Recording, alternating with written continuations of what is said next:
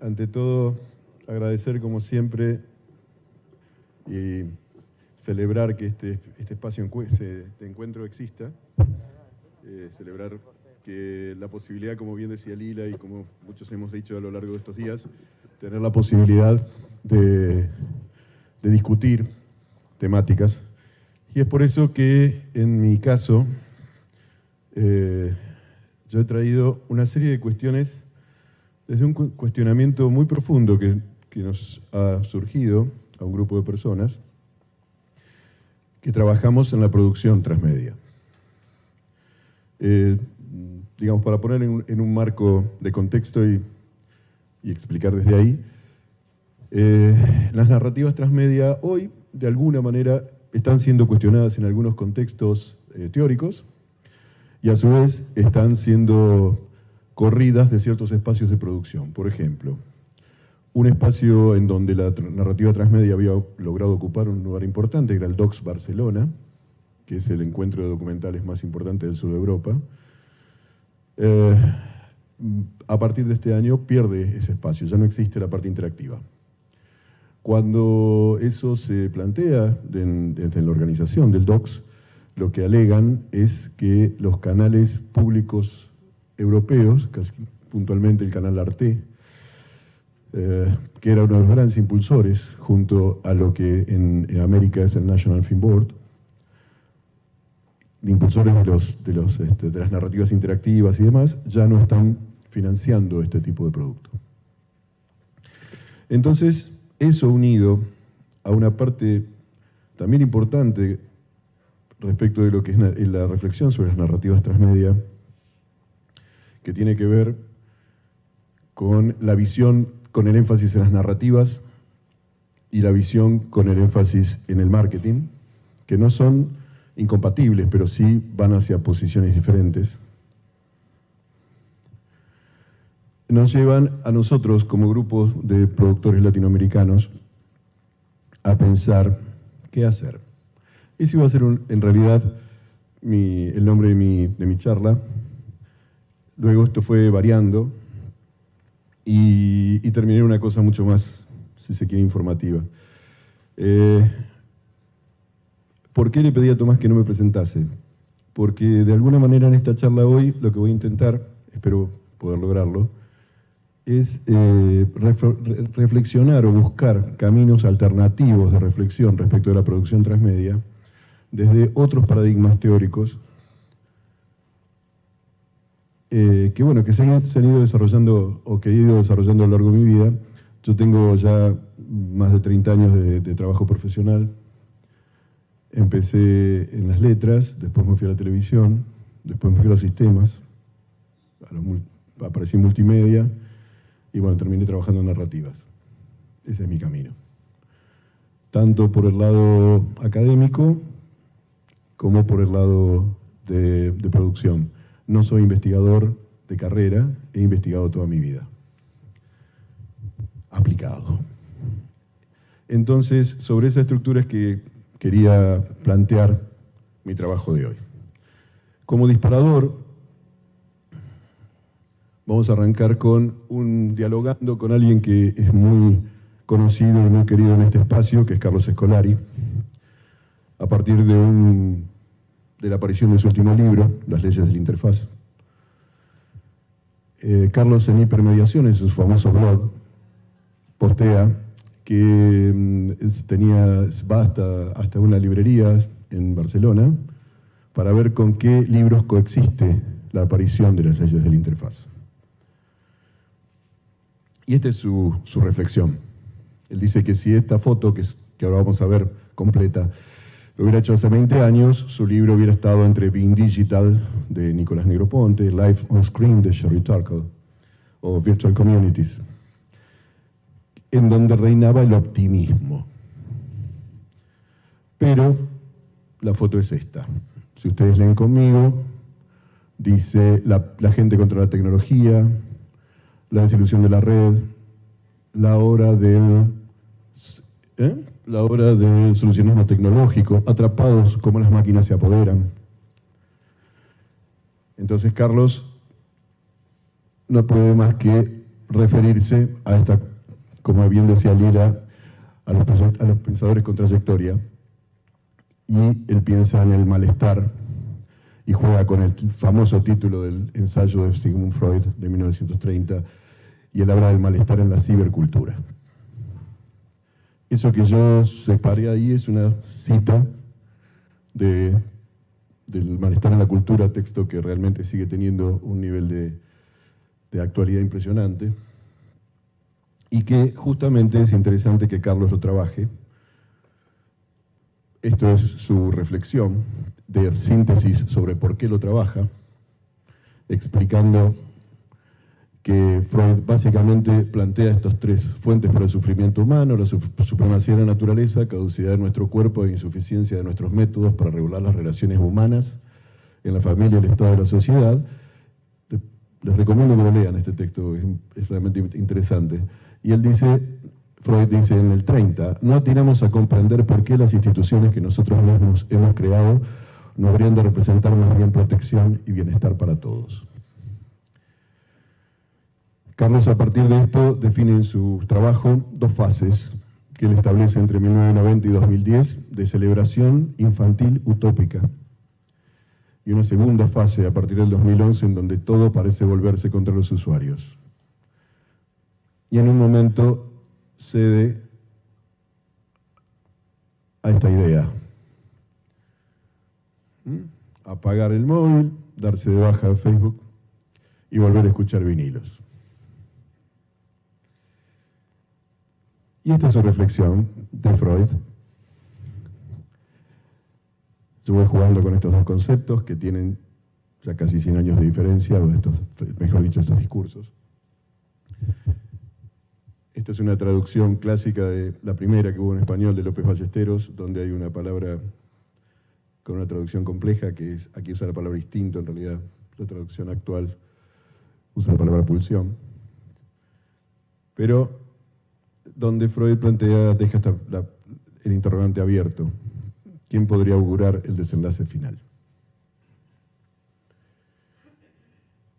Carlos intenta contestar algo de esto, retomando su trabajo de la interfaz y haciéndolo desde el modelo ecoevolutivo. Modelo que se basa en un análisis sociológico de la teoría del actor red. Lo ecoevolutivo es un camino que va en relación del constructivismo, que va en relación de lo cognitivo, en un punto. Y yo hoy vengo a traer otra propuesta. Les decía recién que no quería aburrir con mi historia. Yo tengo una historia rara en este punto. Yo me titulé universitariamente de grande, tuve muchos intentos de distintas formaciones, pero en el medio tuve una gran suerte, que fue en un grupo privado, autofinanciado. Tuve la suerte de formarme en epistemología genética con un equipo de epistemología genética muy importante, y trabajé 15 años como epistemólogo, sin tener el título. Pero me formé con Antonio Castorina, con Delia Lerner, con Denis Najmanovich, la línea de la Escuela de Ginebra representada en la UBA. O sea que trabajé en los paradigmas cognitivos muchos años, hasta que entré en una crisis importante a nivel epistemológico. Y en ese momento mi hermano, que estaba estudiando psicología, se iniciaba con Lacan, y me enganchó, y desde ese momento hasta ahora he trabajado mucho en base a lo que es la psicología, el psicoanálisis francés, que no es en general un cruce tan común con los temas tecnológicos. Y mi propuesta hoy se va a generar desde ahí. Y esta es un poco la crítica que yo siento que una psicoanalista francesa muy importante, Colette Soler, hace, y con la cual yo me siento identificado, respecto de por qué dejé los caminos cognitivos. Y es que existen aparatos, digamos, la idea del cognitivismo, el postulado cognitivista es que existen aparatos de conocimiento que son autónomos en relación con las exigencias de la libido. Esto dicho en criollo, hoy les prometo que no voy a hablar lacanés antiguo, he estado mucho tiempo viendo cómo lo traducía, pero básicamente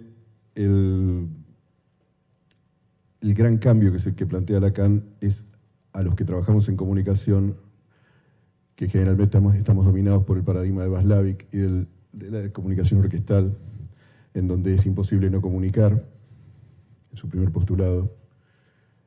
Lacan nos plantea que el lenguaje es una forma de controlar el goce, entendiendo goce como satisfacción, y entendiendo su satisfacción no como solo lo positivo, sino que uno se satisface con lo negativo también. Entonces, en ese contexto, y ustedes me dirán, ¿qué está haciendo este tipo hablando de esta cosa de la mañana de hoy acá? El planteo es muy concreto. El planteo concreto va por acá.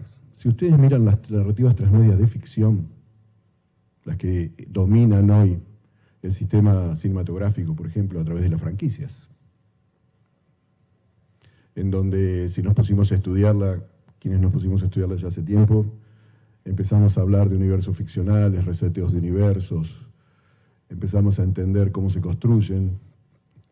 Está la famosa frase de Jenkins, que sigue siendo en ese sentido insuperable, cuando él habla con un viejo productor de Hollywood y el productor se queja diciéndole: cuando yo empecé con una idea hacia una película, luego me pedían un personaje fuerte para poder tener películas y secuelas, y ahora me piden un mundo.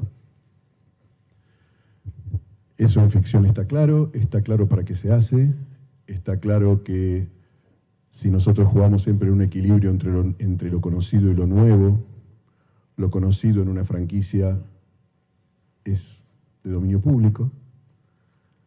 Todos, hayamos visto o no hayamos visto, sabemos de qué trata Game of Thrones. Todos, hayamos visto o no hayamos visto, sabemos de los cambios en los universos Marvel o DC. Y ese es el sentido de la producción transmedia de ficción. Pero nosotros en Latinoamérica, como bien Fernando lo viene diciendo hace mucho tiempo, no hacemos transmedia de ficción, hacemos transmedia de no ficción. Y a esta altura, y antes de que alguien me lo cuestione, entiendo y comparto que la división ficción-no ficción es cada vez más compleja de plantear, en un sentido de que toda no ficción implica una ficcionalización del relato. Podemos hablar de todo eso. Yo me estoy refiriendo a una cuestión de género, o sea, hablamos de un maravilloso universo, pero que no tiene incidencia histórica, o hablamos de temas históricos. Entonces, en ese sentido digo no ficción. Y la transmedia de no ficción la estoy planteando justamente en una tradición larga y valiosa latinoamericana, que a mí me gusta iniciar en la canción urgente y tomar la tradición del documental. Somos herederos de eso, lo que trabajamos en esto.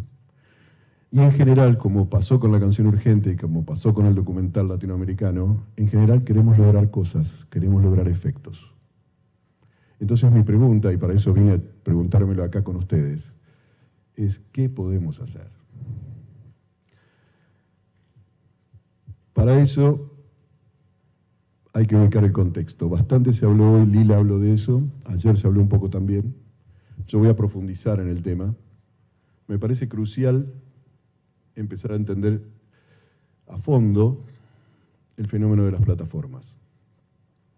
Siendo que es una palabra comodín, ¿en qué sentido? En que fue variando de contexto de uso. Yo a lo largo de mi vida la he usado por lo menos en 3 contextos. Plataformas mediales es el segundo de ellas. El primer contexto en que apareció para mí fue cuando trabajaba en sistemas. Y las plataformas, que creo que es de donde salió la palabra, eran las plataformas informáticas en las que uno trabajaba. Luego empezamos a hablar de plataformas mediales y hoy hablamos de plataformas en un tercer sentido. Hoy, si yo quisiera recomendarles 2 textos donde abrevar para entender lo que es el contexto de las plataformas actuales, son estos 2 libros. The Platform Society y un libro que ya está traducido al castellano, Capitalismo de Plataformas. ¿Qué podemos entender por sociedad de plataformas, según nos plantean los autores del primer libro? Una sociedad en la que el tráfico social y económico se canaliza cada vez más a través de un ecosistema global de plataformas en línea, extremadamente corporativo, impulsado por algoritmos y alimentado por datos. Esa es la definición que dan en Sociedad de Plataformas sobre lo que es esta sociedad. Por otro lado, entienden una plataforma en línea como una arquitectura digital, programable, diseñada para la interacción entre usuarios, que sería la que vincula a la segunda acepción a la que yo hice referencia. ¿Y cuáles son los principales procesos, según estos autores, impulsados por las plataformas? Son 3. No me animé a traducirlos, porque me parecían horrorosas las palabras. Sí, se los dejo a cada uno. Es datafication, commodification y selection. ¿Qué sería datafication? La capacidad de las plataformas en red para convertir en datos muchos aspectos del mundo que nunca antes se ven cuantificados. Commodifications, commodities, capacidad de las plataformas en red para transformar objetos, actividades, emociones e ideas online y offline en commodities comercializables. Y selección es que las plataformas online reemplazan la de selección basada en opinión experta por selección basada en algoritmos. Eso es en síntesis lo que, como un disparador, puedo sintetizar de la sociedad de plataformas. Pasemos al otro texto. 5 tipos de plataformas encuentra Nick Smirchek, en las que lo importante es que en todos los casos la clase capitalista es la propietaria. Acá vamos a hablar del entorno marxista que recién nombraba Lila. Más allá de que estas plataformas necesariamente generen productos físicos. Plataformas de anuncios, donde los ejemplos clásicos son Facebook y Google, que extraen datos a los usuarios a través de análisis y los usan para vender espacios publicitarios. Plataformas de nube, como Amazon Web Services, que poseen el hardware y el software de los negocios dependientes de lo digital y rentan sus servicios. Plataformas industriales, quizá menos conocidas para nosotros, como GE y Siemens, que construyen hardware y software necesario para transformar procesos de producción tradicional en procesos conectados por Internet, bajando costos y transformando mercancías en servicios. Quienes atravesamos el trabajo en empresa, yo trabajé mucho en empresa, he sido consultor y sobre todo en la década de los 90, todo este discurso nos es muy familiar y encontramos los antecedentes cuando se empezó a discutir la Web 2.0 y se empezó a discutir en los modelos de negocio que se llamaban en ese momento B2B and B2C, o sea, business to business, business to consumer. Y en las plataformas hoy es como el paroxismo de eso, que se pensó en los 90. Y plataformas de productos. Quizá les llame la atención Rolls-Royce. Rolls-Royce es el principal vendedor de turbinas de avión. Y todo su sistema de venta está establecido a través de una plataforma. Y Spotify, el que más conocemos, que generan ganancias utilizando otras plataformas para transformar mercancías tradicionales en servicios y recaudar pagos o suscripciones de ellas. Básicamente, el caso del Rolls-Royce, si uno lo analiza en profundidad, era lo que el paraíso planteado en los 90 con el modelo B2B, el just in time, la posibilidad de la no existencia de pasivos, de la no existencia de material ya elaborado, guardado, etc. Finalmente, y esta es una traducción que tuve que hacer yo porque trabajé con el libro en inglés, no sé cómo lo habrá traducido el traductor de Caja Negra, de las Lean Platforms, que yo lo entiendo como plataformas ágiles o magras, que son Airbnb y Uber, por ejemplo, que son las que tratan de reducir la propiedad de los activos y obtener beneficios por esa reducción, ¿no es cierto? Precarizamos el trabajo del distribuidor, que ya no es un trabajador, sino que es un asociado. Tratamos de optimizar la posibilidad de la distribución y de esa manera bajamos costos, entre comillas. Bajamos ciertos costos. Subimos otros. Básicamente la consecuencia de todo esto es la desindustrialización generalizada en la economía de altos ingresos, que significa que el producto del trabajo se vuelve inmaterial y por eso empezamos a hablar tanto de las industrias culturales como productores de contenidos culturales, conocimientos, afectos, servicios. Y además con una predominancia de la intermediación. ¿Qué es sino Uber o qué es sino Airbnb, por verlo en ejemplos muy, muy concretos? Plataformas que no solo ganan accesos a más datos, sino también al control y a la gobernanza de las reglas de juego. Esto es muy importante. Ustedes vean, no sé si lo siguieron, el tema, cuando se intentó sindicalizar la gente de Uber Eats en Buenos Aires. Eso, la operación que hizo la empresa y ese tipo de empresa, y que por otro lado se mantiene por fuera de la ley totalmente, o sea, sin teóricamente violentarla. Entonces, datafication, commodification y selection implican una utopía de las plataformas como las generadoras de un capitalismo sin fricciones. Esa frase vuelve, como todo. Esa frase apareció en un famosísimo libro en la época, que seguramente ustedes ya ni saben que existe, que es este. Vamos a pasarlo rápido, después te lo voy a pasar, voy a volver después. Que es este libro. Un libro muy famoso, de finales de los 90, de Bill Gates, donde hablaba de los negocios en la era digital y él planteaba el concepto de capitalismo sin fricciones. A la izquierda hay una referencia de Slavoj Žižek en El acoso de la fantasía, es un texto de finales de los 90, que después Žižek, como es su costumbre, canibalizó y reescribió en un famoso libro que circuló mucho en Argentina, que se llama Lacrimae Rerum, en donde él habla del que el capitalismo sin ficciones, enunciado por Bill Gates, describe perfectamente la fantasía social que se encuentra tras la ideología del capitalismo ciberespacial. Fíjense que en ese momento él hablaba del capitalismo ciberespacial, lo que nosotros hoy diríamos el capitalismo de plataformas. La fantasía de un medio etéreo, totalmente transparente, en el cual los últimos vestigios de inercia material se desvanecen. Esa es la utopía del capitalismo sin fricciones. Voy a volver hacia atrás y no se asusten por todo esto que están viendo. ¿Dónde articulamos o dónde puedo yo articular para pensar desde un lado diferente al que postulaba, por ejemplo, Carlos? ¿Cómo pensar el capitalismo?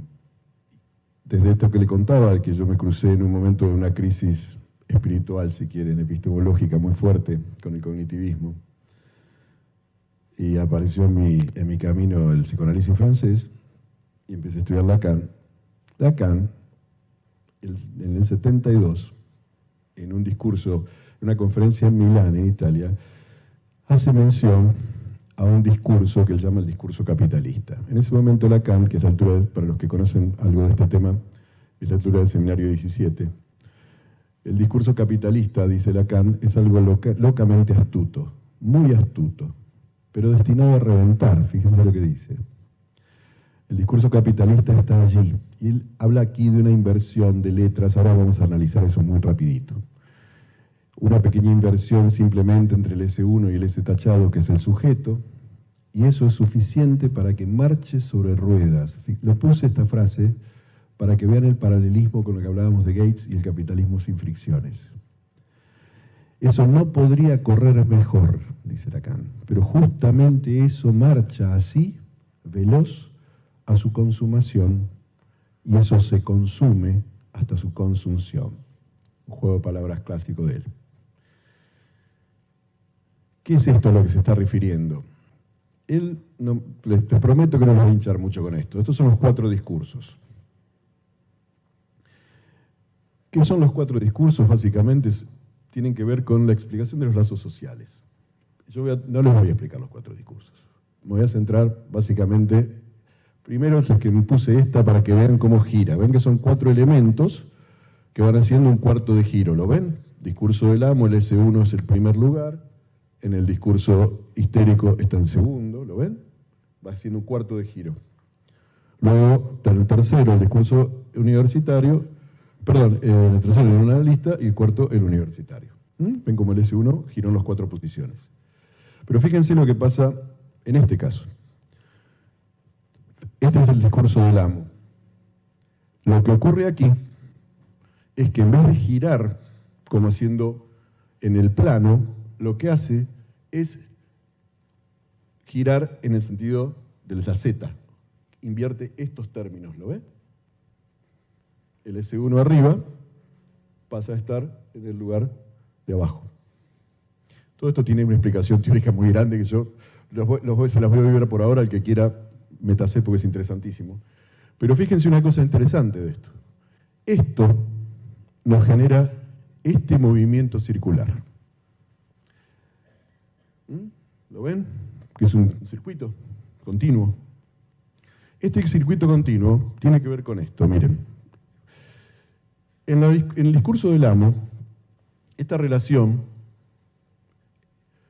este es el amo, este es el lugar del saber, que tradicionalmente, tomando el Menón de Platón, Lacan lo ubica como el saber del esclavo.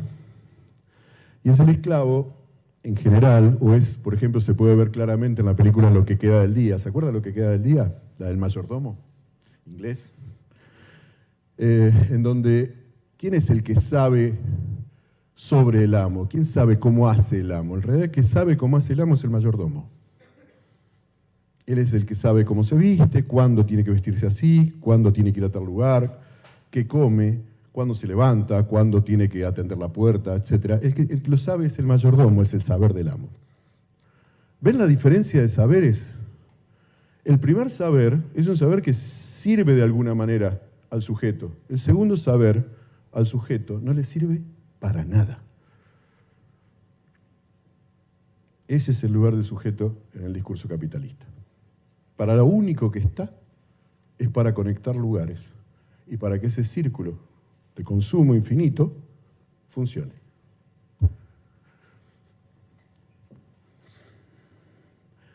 Entonces, una persona que trabaja mucho en el psicoanálisis este tema, que es Jorge Alemán, dice, como ya casi todos saben, el capitalismo no es eterno en su reproducción ilimitada. Pero que el capitalismo no sea eterno y sea contingente no implica que se pueda nombrar su exterior, su después histórico. ¿Esto con qué trae referencia a aquellos que les gustan estos temas, sobre todo los estudios culturales? Jameson tiene una frase muy famosa que dice que nosotros en este momento somos capaces de pensar el fin del mundo y no el fin del capitalismo. A eso hace referencia esto. ¿Y por qué yo estaré hablando de estas cosas? Bueno, qué sé yo.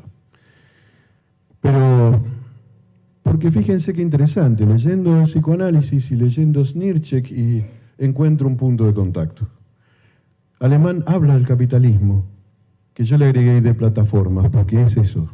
Este capitalismo de plataformas se ha constituido en algo más que la extracción de plusvalía en la relación capital-trabajo.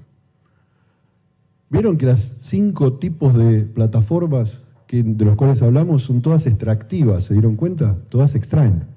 ¿Y qué extraen? Básicamente. ¿Qué nos extraen? Datos, información. ¿Y saben qué? Así como en la fantasía de Matrix, que nos hizo hablar tanto al pedo también, ¿no? Pero bueno. Los humanos éramos pilas, ¿se acuerdan? Baterías. En este contexto, nosotros somos productores de datos.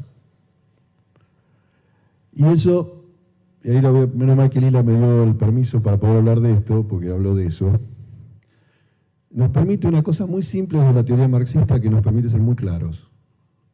Cuando uno ve la circulación de las mercancías, ¿no? Vieron que, según Marx, hay dos estilos, o dos circuitos de mercancía. Está la del común de los mortales, todos nosotros, que vendemos nuestra fuerza de trabajo para conseguir forma de cubrir nuestras necesidades.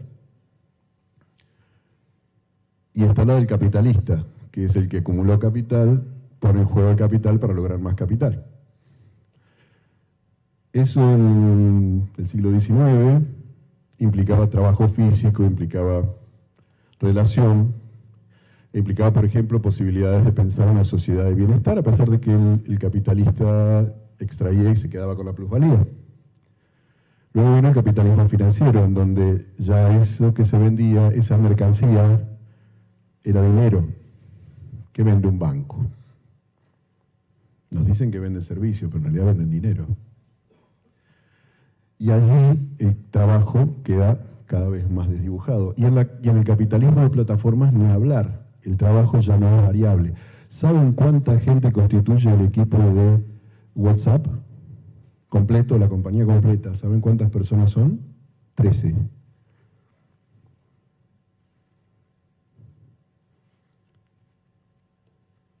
Piensen cuánta gente trabaja en las plantillas de los equipos digitales de las empresas. Esto es también interesante. Entonces, vuelvo aquí. La pregunta crucial se vuelve pertinente. ¿Qué parte de la vida puede eventualmente no ser apropiada por estos dispositivos de producción? Y yo llevo una pregunta más concreta en lo poquitito que nos interesa trabajar los que trabajamos narrativas de no ficción, que es, ¿qué podemos decir? ¿Qué podemos hacer? Snirzek, el autor de Capitalismo de Plataformas, es uno de los responsables del manifiesto aceleracionista, de lo que de alguna manera también Lila dio pie para poder hablar. ¿Qué es el aceleracionismo? Porque ella habló recién, y esta charla con vos, que fue muy interesante, sobre el tema de el lugar de la plataforma. ¿Con vos o con alguien por aquí? Perdón. Ella hablaba de que no hay, la plataforma es, yo diría usando esta palabra, acelera. No crea, acelera. Y el manifiesto aceleracionista es justamente este planteo, ¿no? Él dice, en el manifiesto nos dicen que si hay un sistema asociado a ideas de aceleración es el capitalismo. El metabolismo esencial del capitalismo demanda un crecimiento económico constante, una competencia permanente entre entidades capitalistas individuales y un desarrollo continuo de tecnologías para aumentar la ventaja competitiva. Todo ello acompañado de una fractura social cada vez más grande. Por ejemplo, la no necesidad de fuerza de trabajo humana. Es necesario construir el futuro, dice el manifiesto, porque este ha sido demolido por el capitalismo neoliberal y reducido a una promesa de mayor desigualdad, conflicto y caos. Este colapso de la idea de futuro es sintomático de la situación histórica regresiva, bueno, todo este análisis más de manifiesto. Y este es un poco el objetivo que está en el manifiesto. Lo que el aceleracionismo persigue es un futuro más moderno, una modernidad alternativa que el neoliberalismo es intrínsecamente incapaz de generar.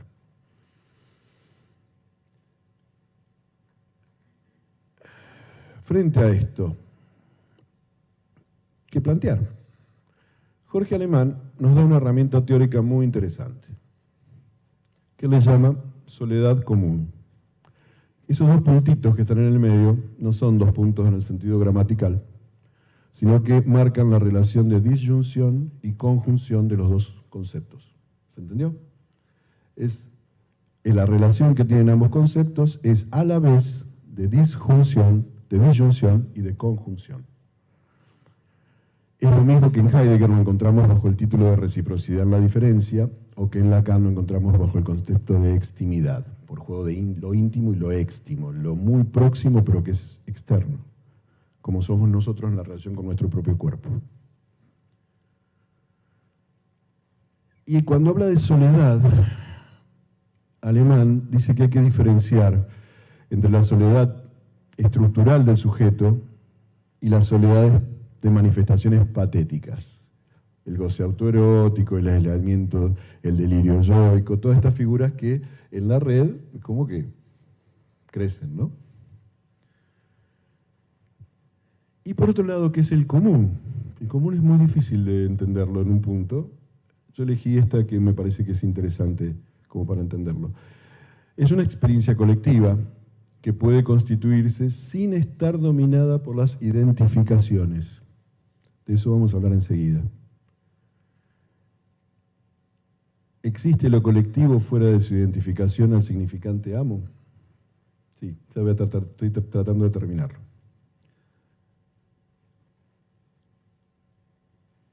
¿Con qué tiene que ver esto de la identificación? Esto es fundamental para nosotros.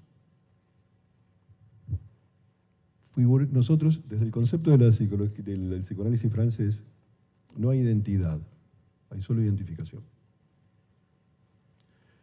Y para nosotros en los juegos de nuestra comunicación digital, la identificación se ve palpablemente esto que estamos hablando.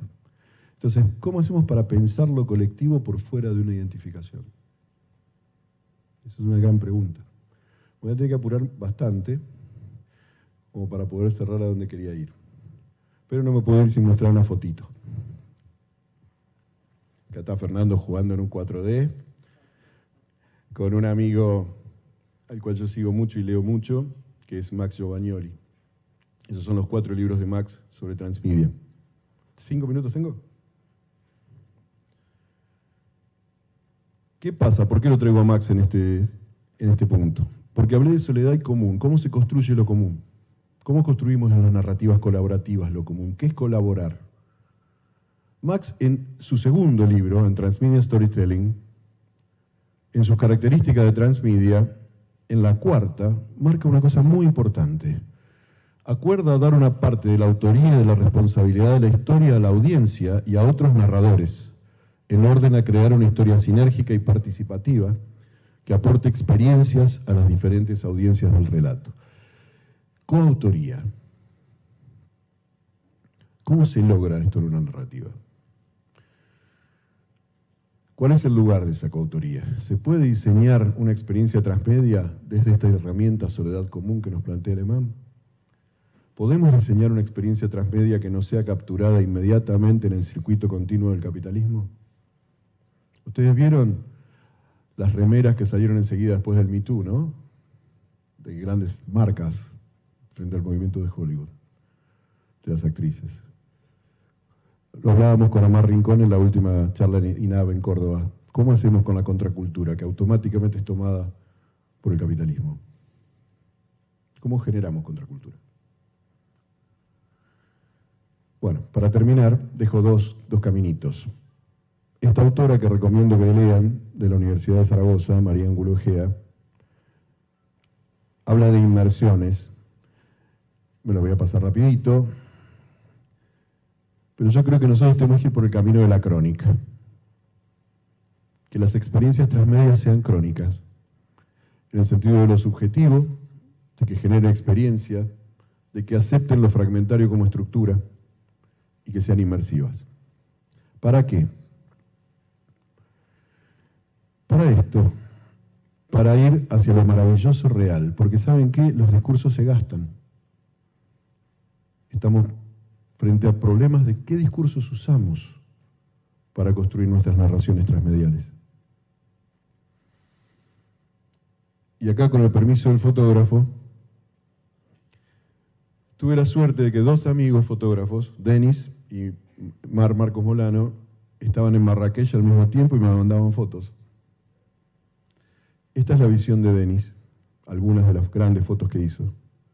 Esta es la visión de Mar, que son visiones muy diferentes. Las pensaba desarrollar, lo vemos en otro momento. Pero me acordé viendo estas fotos de mis amigos, de esta frase. Y esta es una frase de Man Ray, que dice: no soy un fotógrafo de la naturaleza, soy uno de mi propia imaginación. Creo que este es un camino a seguir para los que diseñamos narrativas transmedia de no ficción. Estuve en la muestra de Auschwitz, que fue muy fuerte, no lo voy a poder desarrollar ahora, lo desarrolló un poco Fernando, lo que iba a hablar con respecto del territorio. Y quiero terminar, 1 minuto, hablar del concepto de la salvación por los desechos. Entendiendo desechos no como basura, sino lo que no funciona, lo que no sirve para nada. Esta es una frase, me voy a pasar esto, que está tomada, en realidad no importa eso, de Paul Valéry, con la que define la vía elegida por el surrealismo, que es congruente con el emprendimiento freudiano. El haberse dedicado a los desechos, Freud se dedicó a los desechos de lo mental, a los sueños, a los lapsus, a los actos fallidos. Paul Valéry dice que el surrealismo se plantea la salvación por los desechos, que se opone a la salvación por los ideales, que tienen que ver con la identificación. Entonces, dice, cabría oponer la chifladura de cada uno al ideal de la salud para todos.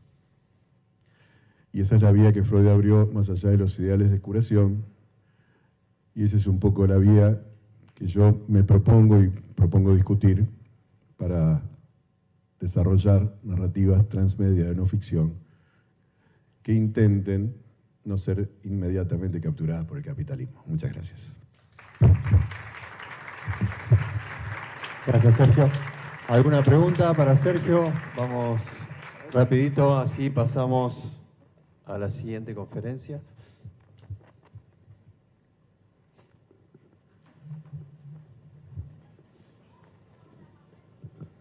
Hola. Bueno, primero, Sergio, gracias por ponerlo fácil acá, no es complicado, y asociarlo al tema de lo transmedia. Segundo, hace tiempo, revisando la bibliografía de la maestría, leí el prólogo de Epistemología de la Comunicación de Valdetaro, y ahí aparecía un término que hacía mención al semiocapitalismo. Entonces, quería preguntarte si esta extracción de datos que hacen las grandes plataformas sobre los contenidos, nuestras informaciones y gustos, tiene que ver con esta circulación de los signos que estamos constantemente proveyendo esa información. ¿Tiene que ver el semiocapitalismo con esto? Esa es mi primera pregunta. Y segundo, ¿qué podemos hacer los productores de contenido en este contexto de este capitalismo digital? Porque ellos tienen todos los datos, y creo que puedo abrir un poco la discusión que tú te propusiste al inicio. ¿Qué podemos hacer ante esto? Lo que yo he visto, de donde saco datos, es del medio de la radio. En las radios de provincia halló muchísimo de los contenidos de esto, de lo real maravilloso, que no sé, se puede hacer referencia al realismo mágico de García Márquez, o en Ecuador tenemos también algo parecido, un autor que se llama, se me va ahorita, pero es en la misma línea. Entonces, esas dos preguntas tengo, o sea, tienen que ver con el semiocapitalismo y qué podemos hacer los autores transmedia si es que las grandes plataformas tienen casi todos los datos. Bueno, la primera pregunta yo no sé si soy la persona indicada para contestarla porque no soy un especialista en semiología o en semiótica. Sí, lo que te puedo decir que me resuena mucho en mi trabajo es esa famosa frase de Voloshinov, ¿no? Que atribuida a veces a Bakhtin, donde dice que el signo es la arena de la lucha social. Y de alguna manera la captura por lo simbólico de las plataformas, la captura de lo simbólico por las plataformas, tiene que ver con esto extractivo, con esta plusvalía simbólica, si querés. No sé qué más decirte respecto de eso porque, no, como te digo, no soy un especialista en eso. Respecto de lo otro, creo que lo que nos puede salvar es en términos de experiencia de sujeto. Y hay una cosa que yo no la pude decir ahora porque realmente era muy abstracta y les agradezco la paciencia de la abstracción de lo que dije, de que me escucharan. Pensé que se iban a ir.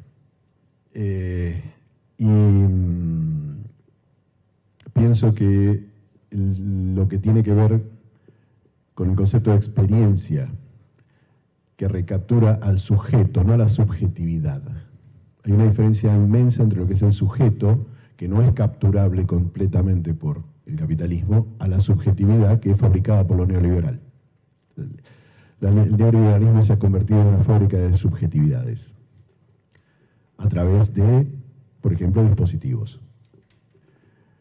Entonces, yo creo que el revalorizar el concepto de experiencia, buscar lenguajes disruptivos, en donde no estén, por un lado, orientados por el ideal, pero por otro lado no estén tampoco nos intenten correr del lugar de sujeto como conector de un circuito totalmente demandante y continuo, sería el camino teórico a recorrer. En lo práctico, yo creo que es recapitular las experiencias humanas. Cuando recién Lila hablaba, y me hizo pensar mucho eso, cuando ella hablaba de la emoción en su planteo, el discurso político apela a la emoción para a veces generar la falacia respecto de lo lógico, digamos, ¿no? Para generar el sofisma. En cambio, nosotros tenemos que apelar a la emoción recuperada de la experiencia del sujeto. Pero una emoción junto a un desarrollo lógico fuerte, porque si no, es difícil de trabajar los temas que queremos trabajar. Cuando Fernando trabaja la trata de personas, por ejemplo. Tengo que apelar a la emoción, pero no puedo quedarme solo con eso. Tengo que trabajar una lógica de hierro también. Y una lógica emancipatoria, pero sin caer en el ideal. No tengo la respuesta. Pero si te tira alguna pregunta a lo que planteas, yo creo que está cumplida el sentido de esta charla. Bien, seguimos y ya vamos cerrando. Bueno, Sergio, muchas gracias por compartir con nosotros ahí una mirada muy, muy personal y de verdad me encantó su presentación. Además de la parte estética, de la interfaz, de la presentación, del contenido y todo. Aunque has hecho un poco de spoiler de mis fotos, pero no hay problema, de mi presentación. Me encantó también esa comparación. Pero mientras hablaba, yo quedaba pensando, ¿no? Cuando nosotros aquí, muchos de nosotros, Fernando, tú, Lila, yo, Scolari, etc., empezamos a investigar sobre transmídia, nuestra base siempre ha sido, de alguna manera, en la comunicación, ¿no? La base teórica, muchas veces. A veces pasábamos por otras partes, pero volvíamos a la comunicación. Ayer, la conferencia de Fernando, que para mí fue muy convincente, incluso en términos de territorio, etc. Me encantó, yo hablé con él al final, yo dije, acaba de convencerme, ya me transformé en otro, ¿no? Totalmente metamórfico. Y ahora tú también, yo observo que estamos cada vez más caminando para una investigación sobre transmídia interdisciplinaria, transdisciplinaria, ¿sí? Queria escuchar de ti sobre isso, sobre como considera isso importante para compreender o transmídia. Porque se é importante para ti, e eu creio que é importante, em minha opinião, é porque chegamos a uma madurez em termos de transmídia que não que se acabou, etc. Muito por lo contrário, se ha consolidado, não? Pero ahora tenemos que buscar respuestas en otros campos, en otros sitios, para saber qué hacer con esa mierda. Bueno, te agradezco tus palabras y me dan base muy cortito decir esto. Justamente una de las cosas que a mí me ocurre, por eso un poco conté mi historia, es que yo no vengo de la comunicación. Yo vengo de las letras, como dije, después pasé por los medios y después por los sistemas a nivel profesional.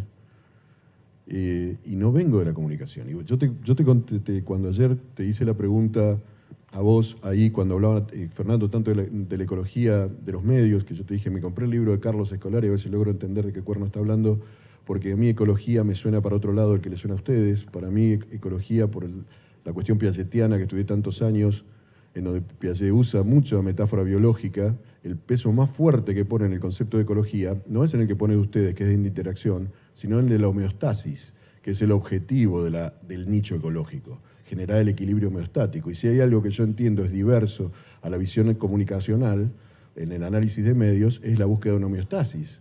Entonces, eso a mí me hacía mucho ruido, por eso quería entender por qué lo usaban al término. Y la confesión de parte que hice hoy, para mí fue muy duro abandonar un paradigma que estudié 15 años y que pude estudiar con gente muy rica. Trabajé con la gente de Paris 7, con Gerard Vergniaud, con Brosseau. Me logré enganchar en un grupo de investigación muy fuerte de eso, a pesar de no tener el título, que era lo que contaba. Pero, y luego de abandonarlo. ¿Pero abandonarlo por qué? Porque encontré esto que me molesta profundamente del paradigma ecoevolutivo, no tanto lo evolutivo. Yo no veo un progreso en esta estructura y creo que hay que empezar a mirarla desde otro lado. Y por eso lo que estoy planteando y me van a perdonar que ahora voy a saltar un paradigma absolutamente diferente, pero es la persona que más claramente lo ve. Si ustedes leen las enseñanzas de Don Juan, quieren tomarlo como ficción o como antropología, me da lo mismo. Habla de 4 enemigos. El miedo, la claridad, no me acuerdo cuál es el tercero, ¿alguien se acuerda? Y el cuarto, estoy hablando de los libros de Castaneda.